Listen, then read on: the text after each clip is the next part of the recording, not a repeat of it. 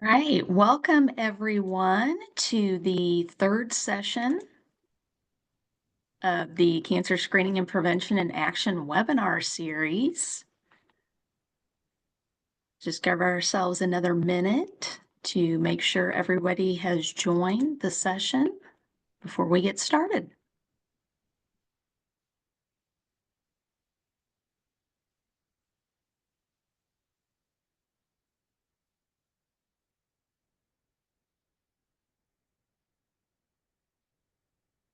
Okay, in the interest of time, we will go ahead and get started again. Welcome everyone to session 3 of our series. Today's session is breast cancer genetics. And my name is Tracy McCarty. I'm with the Masonic Cancer Alliance. Wanted to just give a quick shout out. We have Kim Coover and the HOSA students in USD 417 Morris County have joined us today. We're very excited to have you all. For those of you who do not know, Kansas HOSA program is run by the KU Area Health Education Center, and it is a student-led organization that empowers future health professionals to become leaders in the global health community. So we're all very excited to have you joining us today. Just want to go over a few of our housekeeping slides for those of you who have been joining us and are aware. We do take attendance through Zoom, so we just, as a reminder, ask you to rename yourself on your screen, as that is how we take attendance for continuing education purposes. And 1 hour of continuing education credit will be offered today for attending the session in full. Here are our disclosures for both our planning committee as well as our speakers. And here are the objectives for today's session. And the all-important slide that we have, we will pause here for a second and encourage you to take out your cell phone and take a photo. This is how we document attendance for continuing education credit. Today's code is 15 Bray. That's 15, B as in boy, R as in Robert, A as in apple, E as in Edward. And the deadline to enter this code is February 18th at 5 p.m.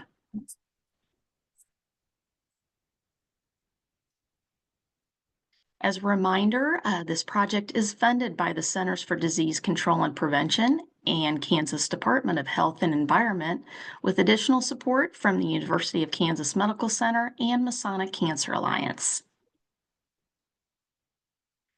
And here's the series agenda. Again, today is breast cancer genetics.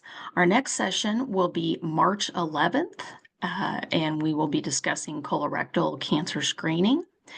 We will have an office hours for that session, and we'll announce that date soon. And then our series will wrap up in May with sun safety and melanoma.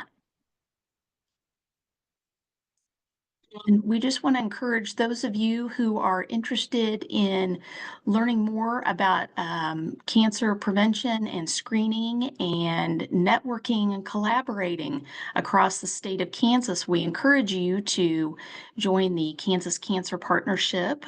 We do have both a QR code as well as the bit.ly to be able to link and sign up.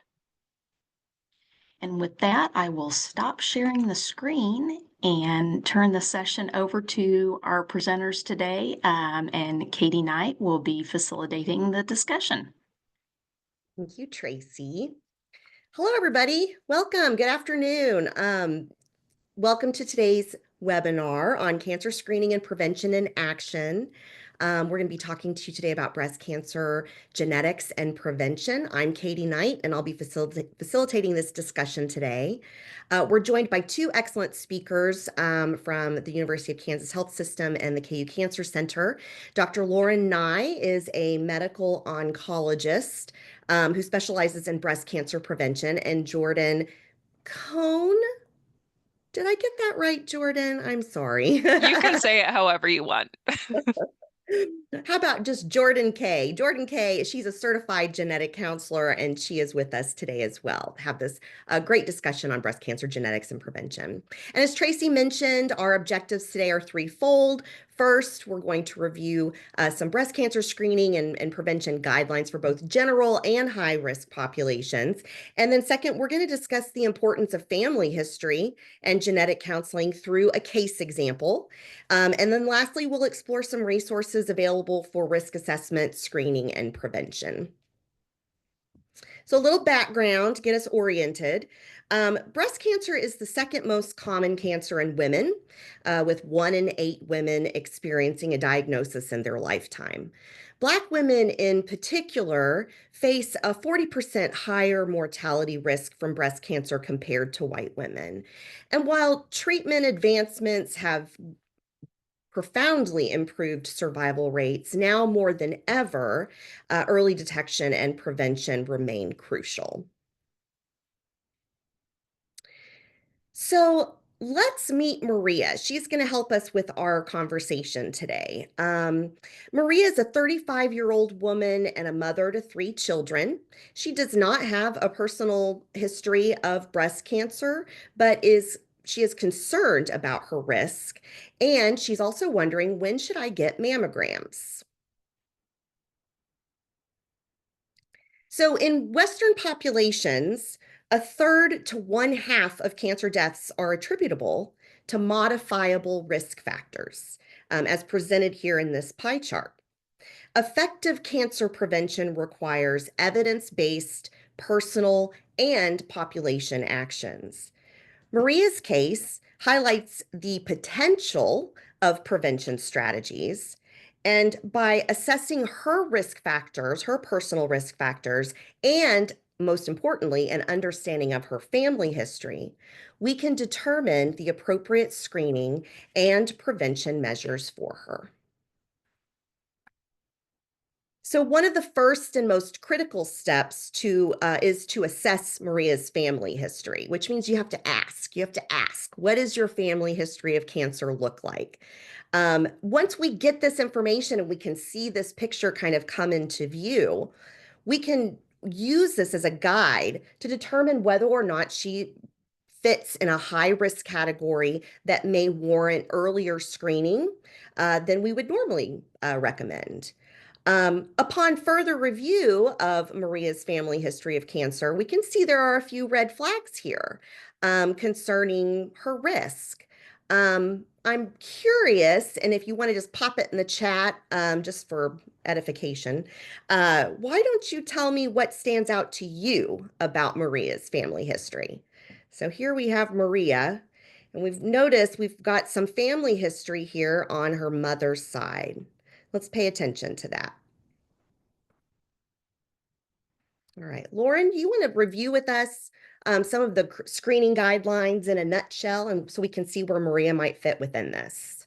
I would love to. And thank you for that introduction. I'm Lauren Nye, a breast medical oncologist, and really focus on breast cancer early detection and prevention. And I love that we called this the breast cancer screening guidelines in a nutshell, because they're really not in a nutshell at all. It's very difficult to juggle all the different recommendations for screening and when a woman should start screening, that sometimes it's just easier to ignore them. But that's not what we recommend. So we've highlighted the major organizations that have recommendations for mammography and breast cancer screening. So the USPSTF, which is also a mouthful, is the task force that basically gives the overall recommendations to our state-funded programs as well as primary care. And they always emphasize that these recommendations are for average risk women. So my big pedestal that I stand on is, if you don't know your risk, you don't know which guidelines you should be applying. So the USPSTF recommends biennial or every other year screening mammography for women age 40 to 74, which you will see does not align with all of the other organizations who recommend annual mammograms beginning at age 40 for average risk women. The NCCN, the American College of Radiology, and even the USPSTF task force call out that at a younger age, sometime between 25 and 30, women should get an individualized risk assessment. And we're going to talk about what does that mean. The other thing that we hear a lot about, but guidelines are not concordant, is breast density. So in many states, it's becoming required that on your mammogram report, you are reported your breast density, which is either typically reported as fatty, scattered areas of fibroglandular density, heterogeneously dense, or extremely dense. And basically, a mammogram is a very fancy X-ray of your breast. And the fatty tissue is almost see-through. So on my left, or under the fatty, less than 25% dense, you see that you can kind of see through. There's a lot of black on that image. But if you go all the way over to the right in the extremely dense category, it's very cloudy. And that is all that white, dense breast tissue. And the issue is we're looking for a white mass or white calcifications or something white in that cloud of white. And that not only limits the mammogram, but we know that women with extremely dense breast tissue, as well as heterogeneously dense breast tissue, have a higher risk of breast cancer. So it's an independent risk factor as well. And so additional screening is recommended by many organizations. Lauren, real quick, what do you mean by independent risk factor? What does that mean exactly? So regardless of your family history or when you had your first child, your physical activity, your alcohol intake, if you have extremely dense breast, then you're at a higher risk of breast cancer. And we feel that additional screening may be warranted to make sure we're getting a really good look at that breast tissue. So regardless of other risk factors, if you have dense breast, this on its own can elevate your risk and would warrant maybe additional screening. Correct. And this is just one of my favorite slides that I asked Katie to put in, but this is to show you how far we've come. So the first clinical trial, which included thousands of women and was actually sponsored by an insurance company to see if this was worthwhile an offering to their individuals, used direct exposure film mammography. That is literally an X-ray of your breast, like you would get an X-ray of your chest. And obviously you can see you'd have to have a real big mass to see anything in there. And then we had screen film mammography where we thought, maybe if I just squeeze that breast a little bit, I'll get a better picture. And we did. But it wasn't until 2000 that we had digital mammography. And then it wasn't in 2011 that we had digital breast tomosynthesis, or essentially a 3D mammogram of the breast tissue that allows the radiologist to scroll through and see things that may be more hidden inside that breast. And so I think we've come such a long way from that first study that showed that mammograms allow us to detect breast cancer at an earlier stage, and mammograms allow us to decrease mortality from breast cancer. And that's based on that plain X-ray. So imagine where we are now. It's just no one's going to pay for a study of tens of thousands of women like we did back then. So the options that we have for dense breast tissue are supplemental screening, or if you're high risk, we have some options as well. But for dense breast tissue, we can use ultrasound, and this will detect an additional 3.7 cancers per 1,000. So if you did 1,000 mammograms and 1,000 ultrasounds in the same person at the same time, you detect an additional 3 to 4 breast cancers that you didn't see on the mammogram. But it does decrease the false positive rate if you had just done the mammogram by itself. And most of these breast cancers that we're detecting are early stage breast cancer. So ones that are highly curable that we want to detect so we can get them out and have a high cure rate. The MRI is a more intense test. It does require an IV poke because we use gadolinium contrast. and it will detect 11 to 14 additional cancers per 1,000 that we do. And if you're specifically looking at individuals who are at high risk for breast cancer, which we'll talk about how do we calculate that, that means that somebody's risk of breast cancer is over 20% in their lifetime, where the average woman is 12 to 13%. In a high-risk cohort, that MRI will detect an additional 16 breast cancers that wouldn't be seen on the mammogram. Now, everyone loves to be like, well, then I don't need my mammogram. Great. But the mammogram can detect things that aren't seen on ultrasound and MRI, and the mammogram is still the gold standard. So if we do nothing else, we at least want an annual mammogram, but there are important supplemental screenings that can be done. The hard part is the U.S. Preventative Service Task Force has not made recommendations for these supplemental screenings for breast density. And so getting them through a state program can be more difficult. But all other organizations do have recommendations for these supplemental screenings. And as we think about Maria, we don't necessarily know just yet if she has dense breasts, but it sounds like what we just learned is that even beside her family history that we can evidently see in her pedigree chart, if she does have dense breasts, that's just adding to her risk on top of everything else. Great.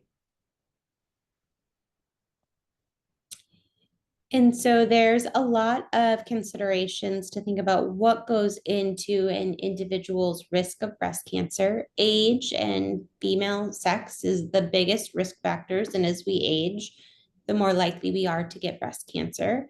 But then we have family history, prior history of breast cancer, biopsies of the breast that have shown what I call busy breast tissue or precancerous changes, our genetics, which we're going to hear all about, as well as those modifiable risk factors that Katie talked about, our physical activity, our nutrition, our BMI. And so lots of things go into this risk assessment, and it's very personalized. And so this needs to be a conversation between your provider and the patient themselves. And I saw some comments about contrast enhanced mammogram and lactation history. So yes, contrast enhanced mammogram, I didn't throw into this because it's not available everywhere. And there's less studies about it specifically in that dense breast population.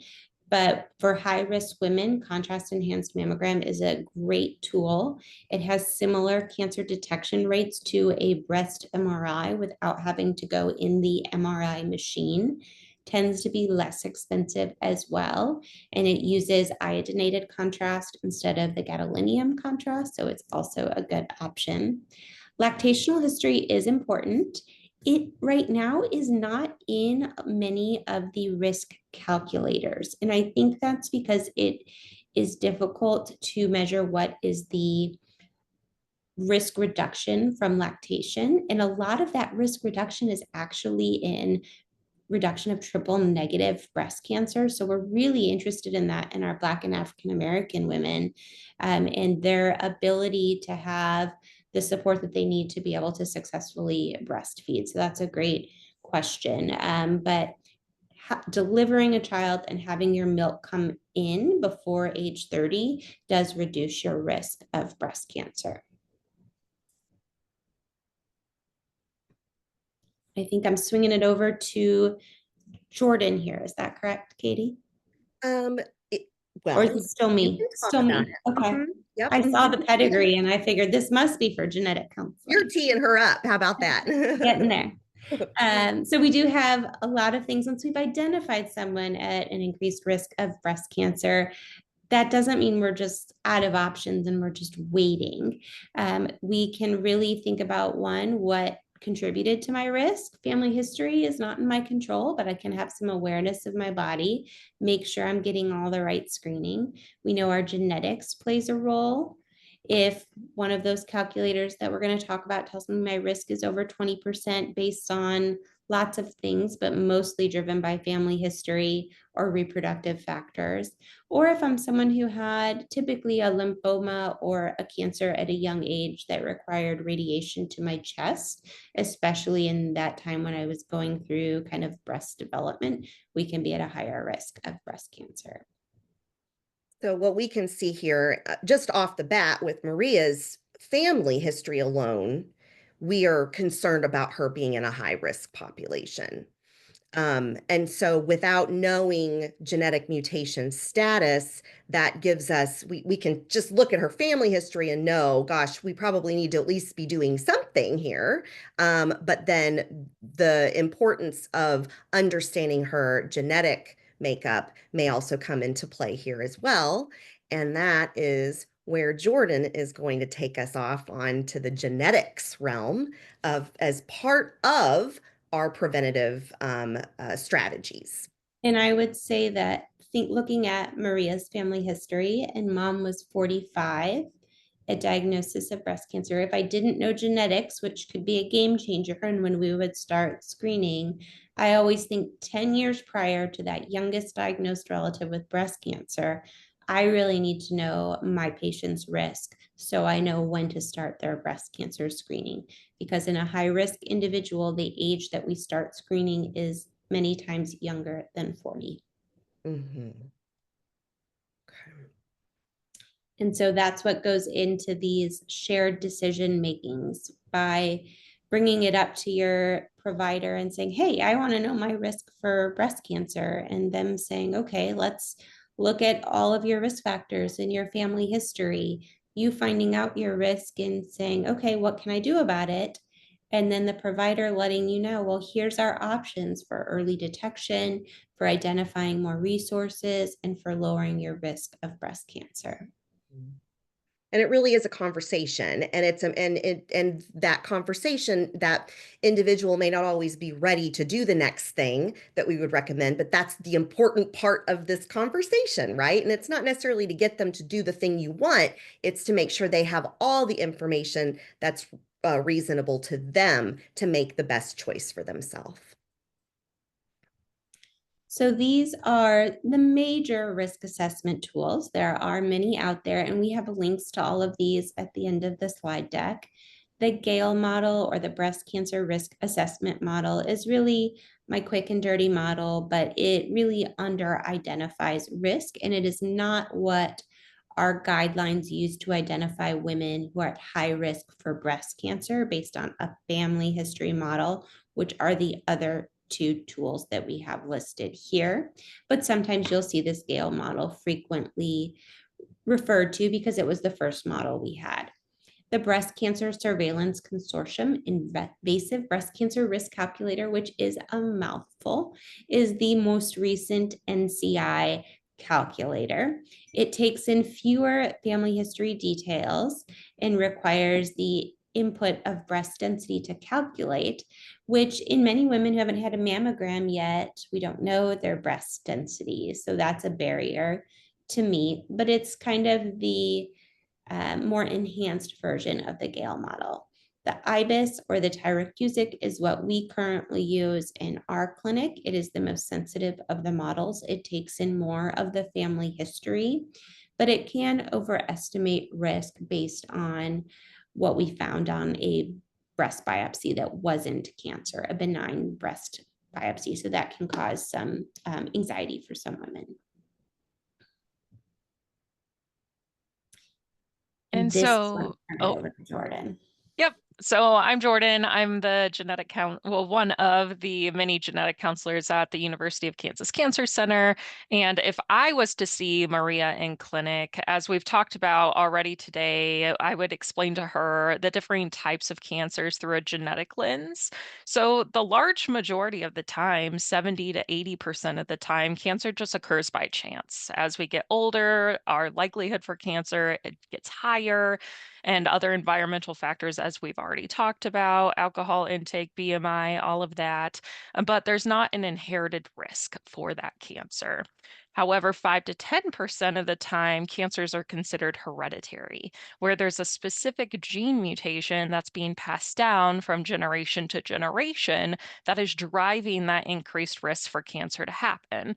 These are usually identified in individuals who have cancer at young ages, like before the age of 50, or multiple cancers in one individual, or clusterings of cancers within the family could also indicate a possibility for a genetic predisposition.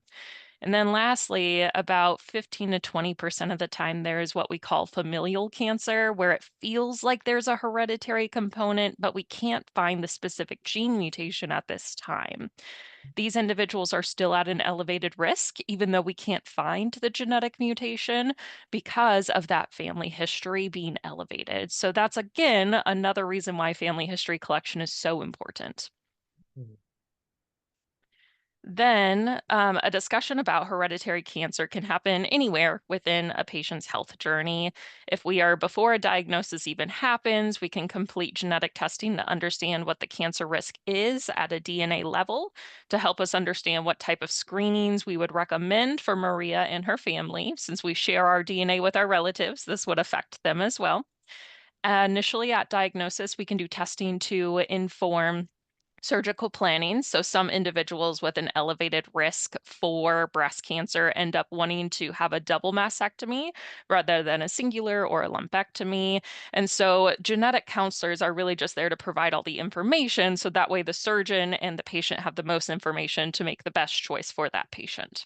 And then after surgery, we use this information to figure out potential drug treatment eligibility. For those that are wanting to Google things afterwards, you can search up PARP inhibitors with the BRCA mutations. Those are really fascinating.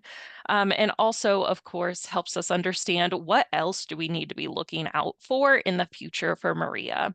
And throughout all of these stages, no matter when you get testing, we're able to help family members understand their cancer risks as well. And as much as genetic testing can be helpful to patients, there's barriers, of course, to obtaining genetic testing on many levels, from societal or systemic barriers all the way down to individual or patient barriers. And first and foremost, I always like to mention there's the concern about the cost of genetic testing. Most patients fear that genetic testing can be thousands of dollars. Luckily, though, a large majority of hereditary testing labs have a 250 patient pay option and are in network with many insurance companies. Currently, over 90% of patients pay less than $100. So I always encourage patients to reach out to genetic testing labs themselves rather than reaching out to their insurance company, because many labs also have financial assistance available for individuals based on household size and income. Then GINA is a law called the Genetic Information Non-Discrimination Act. That law protects us from discrimination with health insurance companies specifically, and most employers. So for example, if we found that Maria had a BRCA mutation, her health insurance company cannot consider that a pre-existing condition to raise her rates. That law does not, however, apply to small employers, so individuals with less than 15 employees, active military individuals, or life insurance, long-term care insurance, or disability insurance. And then the other barriers are listed there as well. So, Jordan, it sounds like there's a lot to consider then before course. one gets tested, which is why the counseling piece is so incredibly important. And I think what is important to also, because of the barriers and because of the nature of the conversation, it's imperative that the information is delivered in the best possible way. And these many genetic labs do offer wonderful support in that regard. So I think that's kind of the point to stress here, that even if you as a provider or in a clinical practice, you've identified maybe some red flags in a patient, don't automatically assume you can't get to that next step without some good support, because the labs really do provide a lot of support in this way. And it's not just the testing. A lot of it is the upfront conversational work that has to happen too. So I think that's probably one of the more beneficial pieces of information for clinicians to run with, is that you don't have to do it all on your own. There are plenty of resources available to get to that next step. Totally agree. Oh, and real quick, just what was my question? I'm covering it. What barriers exist for Maria? So that's an important thing to continue to remember as we're thinking about Maria, as we're weaving her story through. What barriers might she encounter when it comes to all of this? And it's very possible, given that she's so young, that she may not have life insurance or long-term care insurance or disability insurance. So those will be important factors to discuss for her to consider as far as when testing and timing is right for all of that. Totally. And then whenever you're thinking about, okay, I have an individual who may want to consider cancer genetic testing, if you just have the general rule of thumb within your mind, individuals who have cancer diagnosed before the age of 50 or younger than the average age. So for example, cervical cancer oftentimes happens before the age of 50. That would not be an indication because that's considered par for the course for that cancer type. So whenever it is before the average age, that's when you might think red flag, there might be something genetic going on here. Or individuals who have a family history of 3 or more cancer diagnoses on the same side of the family. So that would be like mom, mom's sister, mom's mom. It would not be like mom and then grandma on dad's side, because those are the separate sides of the family. And then NCCN has recommendations for most cancer types. If you're ever just in a guideline and you're wondering if genetics is talked about, you can always just do the Control F find feature and search germline.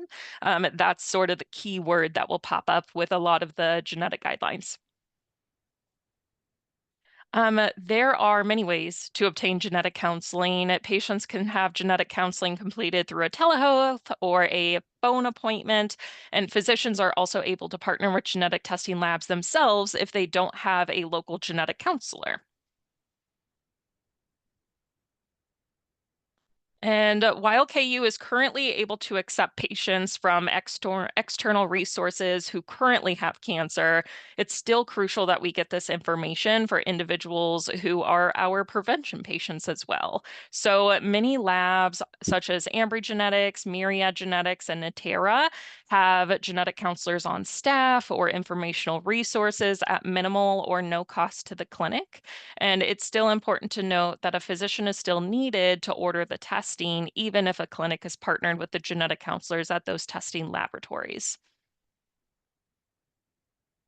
And NCCN has a fantastic handout for patients regarding genetic testing. It goes through all of the ins and outs that we've talked about today, and it's very patient friendly. And another resource that I just wanted to plug is the National Society of Genetic Counselor website. If you just Google, like, find a genetic counselor, it'll pop up with that NSGC website, and you can just insert your zip code to find a genetic counselor near you. That's great. That's a good resource. Thank you for mentioning that, Jordan. Of course, yeah. All right. So Lauren, what do we want to talk about here? So we all know that we should be having these conversations, and we've known for a long time that we should be having these conversations. But yet, as even just in the state of Kansas, as we've done a lot of work at educating physicians and clinics on breast cancer risk, on breast cancer genetics, what we have found is there are a lot of barriers. And the barriers are on both sides of that conversation, the shared decision-making conversation. There is a lot of discomfort in providers in making sure that they know everything they need to know to talk about genetics or breast cancer risk with their patient. And so sometimes we just need to bring it up as the patient, say, hey, what resources do you have? Where can you point me? Because we know providers right now, we're working on it, aren't feeling ready to break out and have the conversation with you.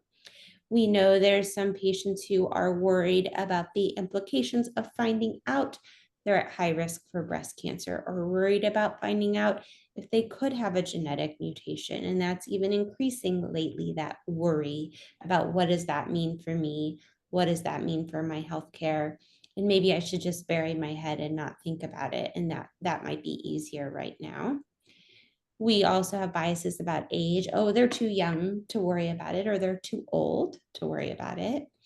A lot of data has shown that sometimes, even as providers, we talk about it to patients and we think we did a great job.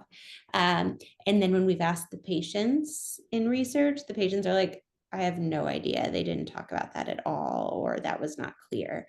So we know our delivery needs to be improved. And so the more we talk about it, the more we normalize the conversation in the community and provide resources about how to ask about, hey, what does this family history mean for me? Or when do you think I should get my mammogram? Is there a way to calculate my risk? Those simple questions can break down some of those barriers and open up the conversation.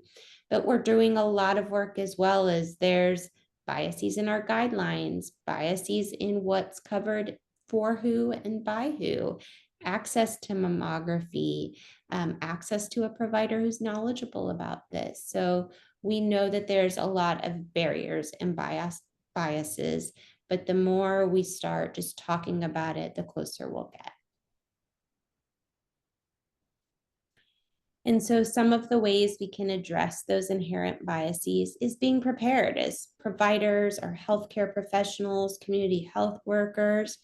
Hey, you have a family history of breast cancer. Have you looked at what is your risk? We're going to give you some websites that you can go to, tools that you can use to help someone figure out what is their risk of breast cancer. Or, hey, have you updated your doctor that your mom had breast cancer or that your aunt had breast cancer at 40? That seems like something important that you should tell them about.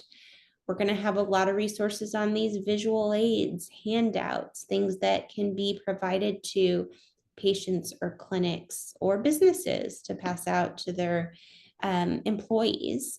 And then practice listening. Oh, I don't want to get a mammogram. My mom had breast cancer and it was horrible. Or I don't want that radiation exposure. Or listen to why they're not interested in doing the next thing. Just so you know, a mammogram exposes you as much radiation as taking a 6-hour plane ride. So I said, okay, if you were offered, a trip to, where do you want to go? You want to go to, I want to go to Costa Rica. You were offered a trip to Costa Rica, but you're not going to get on that plane because that would be like 2 mammograms in like a week that you would do. And that usually shuts that down pretty quickly. But, we're mindful of the radiation exposure, but we're well aware that the benefit of early detection is life-saving. And then address the barriers where you can. Think about telehealth services. That website, How to Find a Certified Genetic Counselor, offers you the option of looking for an in-person or a telehealth genetic counseling service. And then connect patients to community resources that are out there as well. Kansas has a lot of them to offer. So it sounds like it's important to practice active listening, but also help people understand context and give them options in perspectives. Like sometimes it's just a bit of perspective taking in order to be able to absorb the information that's given so that you can make the best choice for you. And it is all about risk benefit, right? That's what we're talking about. It's what are the risks here, and then what are the benefits for diving into those risks, and how can we mitigate them or slow them down or alter them in some way. And so these are some of the things that we would offer to someone who is at high risk of breast cancer, and they're not all scary. So I think that's also important. The majority of women who are at an increased risk of breast cancer will likely need enhanced screening. So maybe an MRI or a contrast mammogram, or if they have dense breast tissue, maybe an ultrasound. And we really focus a lot on lifestyle modifications, talking about and helping them figure out how to move their body, limit alcohol consumption. The fewer, the better. None at all would be great. And look at their diet. What are you putting into your body that we could modify to make you healthier and lower your risk of cancer? We do have medications that can lower the risk of cancer by 50%. And these are not lifelong medications. So some women are very interested in that option.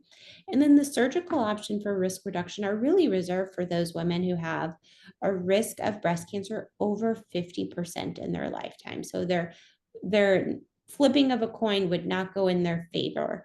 And those are the women that we offer surgery to. But that is a very, very small group. Most of what we do is early detection, lifestyle, and consider, is there a medication that you would like to consider to reduce your risk of breast cancer? So it sounds like there is a lot that an individual can own here. When it comes to like in that the promise of prevention slide, there are lots of things that we can do as individuals to lower our risk for a number of different diseases, in particular breast cancer.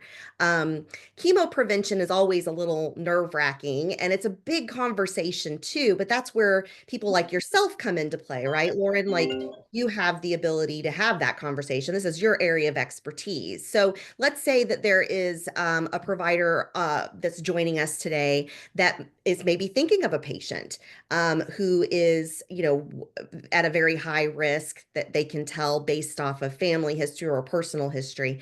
What if a provider has a patient that may be a good candidate for chemo prevention? What would be the recommendation for that provider to help open that door for that patient? Would it be a So referral to the prevention center, or, it, I mean, it where they have depends. a more detailed discussion, or?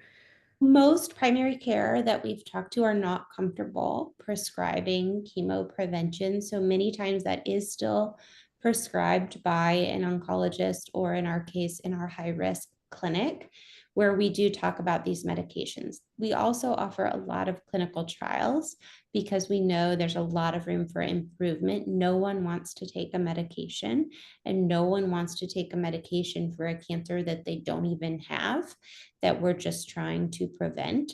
But there have been some really amazing conversations over the last 2 years between the NCI, researchers, on how do we find medications, or how do we change the way we approach chemo prevention, and talk about what do women need at different phases of their life, when they're going through pregnancy, when they're breastfeeding, when they went through puberty, when they go through menopause, and how do we take those medications and make them a prevention tool. And so that's where we're going. In the KU clinic, we are studying a drug like that, a drug for hot flashes, to see if it also reduces the risk of breast cancer. So just, keeping that conversation open, but thinking about referrals to a high risk clinic, especially where clinical trials may be an option for someone.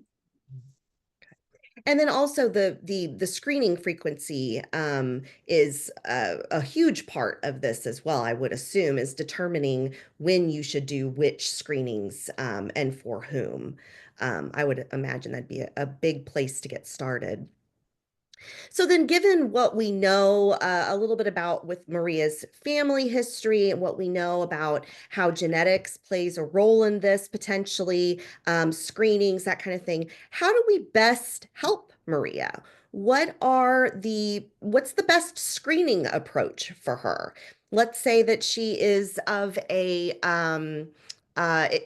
well, I guess honestly, I'll stick with my script here. What is the best recommendation for Maria? And I think that for the screening approach, it's likely that an annual breast MRI at the minimum would be an important factor for her. Jordan, what else would you recommend for Maria? Yeah, so Maria herself could consider genetic testing, but really, if we're wanting to go by best practice, if mom was able to get genetic testing done because mom was the one that had breast cancer, if mom's testing is positive, then we potentially found the genetic reason why mom's cancer happened. So then we can test all of the siblings and know exactly what we're looking for. Whereas if, let's say, mom's testing was negative, she didn't have an inherited genetic reason why her cancer happened that we can at least find, then Maria wouldn't need to do genetic testing because there's no, at least in our image, no known family history on dad's side. So really the genetic concern was coming from mom. But if mom's not able to have testing, Maria would be next best. Mhm. And how would you manage that information? Let's say that mom could be tested but isn't interested in being Sure, tested. So then let's absolutely. visit with Maria, and let's say she's decided she wants to go forward with testing. How do you manage potentially a negative test result in that case? Would Maria still be considered a high risk patient? Right. So we call that an uninformative negative, meaning that, yeah, we couldn't find a genetic risk, but there still could be something in the family going on. So siblings, especially if mom was not interested to do testing, siblings would still be eligible because we only get half of our DNA from mom, half from dad. So there's possible that Maria got on the lucky side of that coin flip and didn't inherit whatever was going on, but we don't know. So she's still at that elevated risk because she may have familial cancer. So it's feasible to say that if mom doesn't get tested and Maria does and she's negative, that negative is only for her. It could possibly be Totally. still a mutation in the family, but that sister might even have inherited that. So Sure. it's maybe a less informative test, but it would help Maria at an individual level with her own knowledge of risk. But it Right. wouldn't necessarily translate very well to the rest of the family unless they had their own testing. Is that what I'm hearing, Jordan? Yeah, absolutely. And she would still need to do the extra screenings based on whatever her breast oncologist decides, because there is still that familial risk, even without a genetic mutation. Now, on the other hand, let's say that mom decided she did want to be tested. And let's say that she found out she was, like, let's say, a BRCA1 carrier. So she has a hereditary cancer. She's got a history of a hereditary cancer. Now we know each of her children have their own coin flip, right? So they each Right. have their own 50-50 chance of inheriting that mutation from mom. So then let's say that's the case. And let's say that then Maria is visiting with you. You've gone through, talked with mom, got mom tested, found out mom's positive, and now we Mhm. test Maria. Maria is negative. What does that mean for Maria's risk then? Yeah, so from a genetic standpoint, that puts her back at general population risk. So she would be back at that 1 in 8. She still has breast tissue, breast cancer can still happen. Now, there's those other individual factors like alcohol, BMI, all of that, that would still play a role, but she Yeah, doesn't have that reason that really drove mom's breast cancer to happen. right. She could still have very dense breasts, and we now know Sure. that's an independent risk factor. So that could also be driving a risk strategy or risk elevated risk as well. And I'm just So yeah. gonna throw in that BRCA1 was an BRCA1 was an excellent example, but if that was a less penetrant mutation, which we're not gonna dive into the nitty-gritty there, but something say like CHEK2 that we Mm, called, that may not put Maria and say so Maria's mom was found to have a CHEK2 mutation, which doesn't fit as beautifully with the pedigree that we have here. And Maria tested negative. Maria's risk may not go down to population Right. risk because that CHEK2 is not thought to be as much of a driver. And so there must be all these other factors that played a role into mom's breast cancer. mhm. So again, this is why you meet with a genetic counselor or a physician who's very comfortable with talking through the genetics and the risk assessment. So, because we do get a lot of people are like, I'm fine. I was negative, and don't go on to get that high risk screening. Yeah, negative doesn't always mean negative in this in this context. And I think that's an important piece. And I think that's why I'm spending a little time on this, because I do think that especially with the accessibility of genetic testing and labs and even point of service testing, people are very much interested in knowing what their genetic risk is for a number of different diseases. But it is important to make sure you have all of the information that's relevant to you, your family history, and the results of that test, and to make sure that you have the right people, the right professionals in place to help you understand that this negative might be a good thing in a small aspect, but there are multiple other factors that we still have to consider as well. I haven't checked the chat, but I'm curious. I don't know if there's anybody that has any questions or concerns about that. There was a good question about what's the difference between genetic risk and familial risk. And that goes back to genetic risk means we know that there's a specific mutation that we can track through the family, versus familial risk means there might be something going on, but we can't find that genetic mutation at this time. Really, we're only testing for like 20 some breast cancer genes right now. And there's over 20,000 genes within our body. So there absolutely could be something driving this that we're not smart enough to test for yet. So when we You know, say familial risk, we see a family history of breast cancer. We don't have a genetic explanation for you, Right. but we I can know that it's still impacting that individual's risk of breast cancer by having that family history. So it's kind of like, you have your hereditary risk. We know there's a genetic mutation at play here. And then we have our sporadic risk, which is, cancer's an aging disease. We're likely to see it the longer we live. And then there's that middle part. It's kind of no man's land. We're not really sure what it is, but we can see very clearly in a family history or pedigree that something is amiss. We just can't find that needle in the haystack. And, it's interesting because even just 15 years ago, the panel of genetic of genes that we were looking at was so much smaller even than today. So, our needle in the haystack analogy, we're getting a little bit better at finding needles, but it's still a difficult task. And not all hereditary mutations are going to lead to the answer, right? So it's an additional piece of the puzzle. It's not the puzzle. It's a piece of the puzzle. All right. Dr. Reddy asked about smoking. And again, that is something that we've seen in studies that yes, smoking is associated with cancer and may even impact breast cancer. There's obviously some other cancers that it puts you at much greater risk for.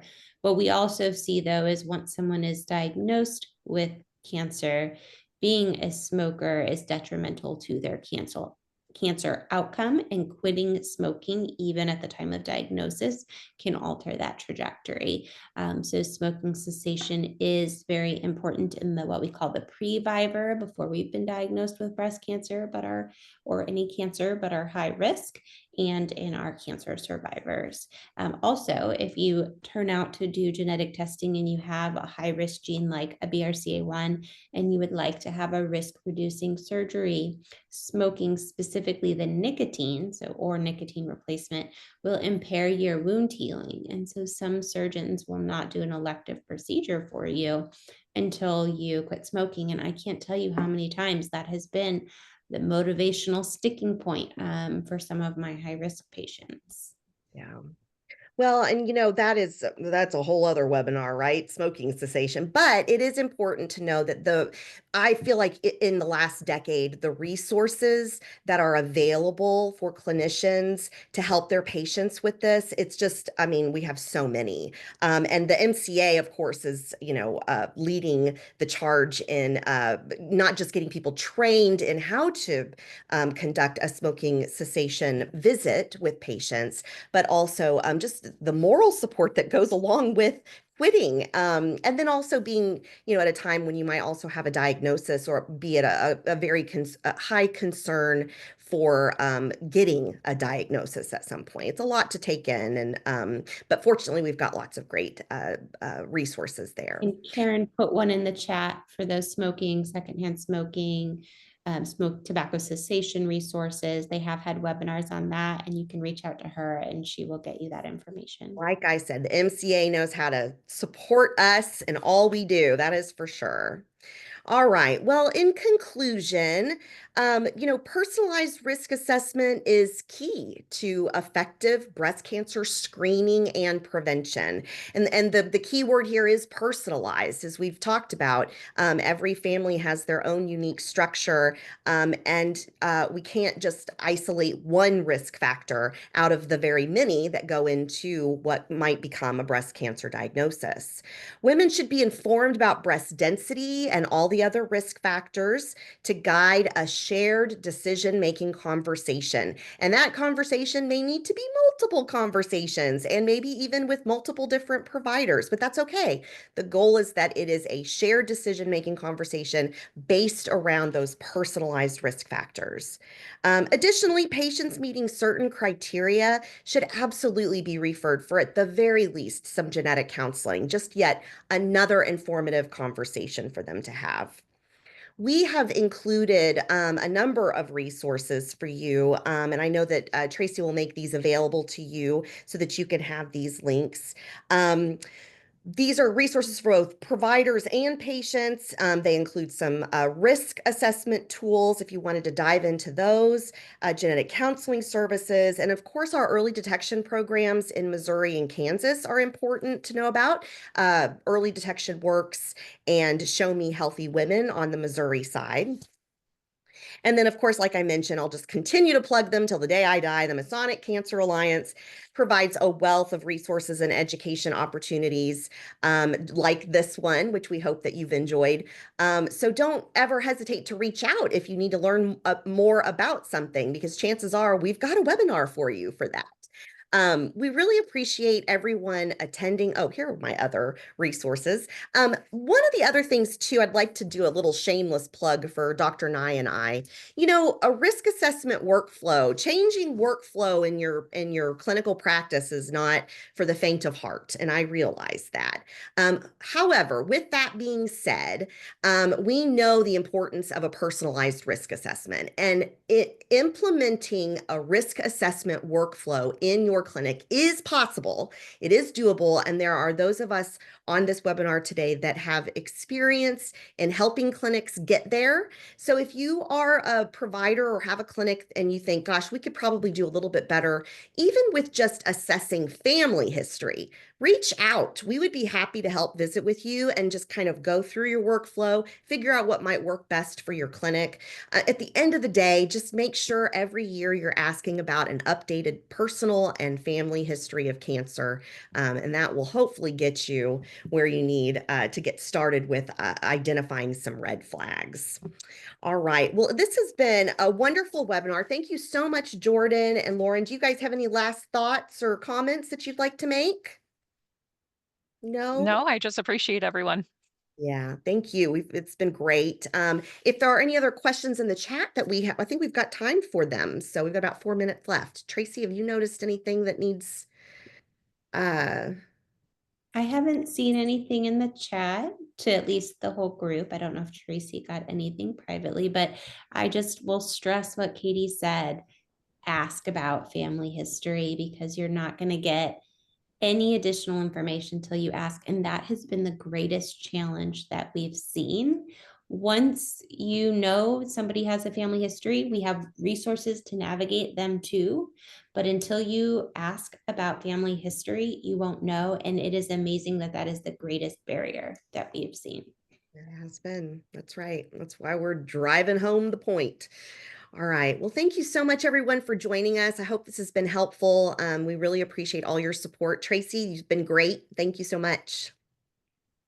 Yes, and again, thanks to Katie, to Dr. Nye, to Jordan.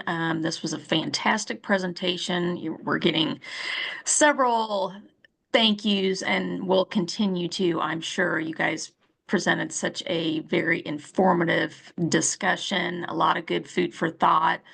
We will be sharing the resources, as Katie mentioned, and I am going to put up for just some last sharing here that we do have our upcoming,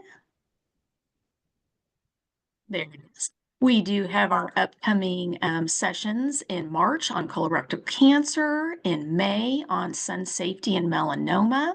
So we just encourage you, if you haven't registered, please share the link, and we encourage everyone to join us. And we also have some upcoming, maybe if I can get us to advance, it doesn't want to play today. There we go. We do have some enduring materials. Last year, we had a series on cancer survivorship for the community health workers, social workers, patient navigators, and other supporting cancer survivors. That is now available as enduring materials. We will include this information in the resources we provide, but just wanted to make you aware of this. And last but not least, here's the continuing education credit information again. We'll leave this up as we close the session. And again, thank you all today for joining us. We appreciate having you with us. And again, thank you, Katie, Dr. Nye, and Jordan. Thanks, Tracy. Y'all take care. Bye-bye.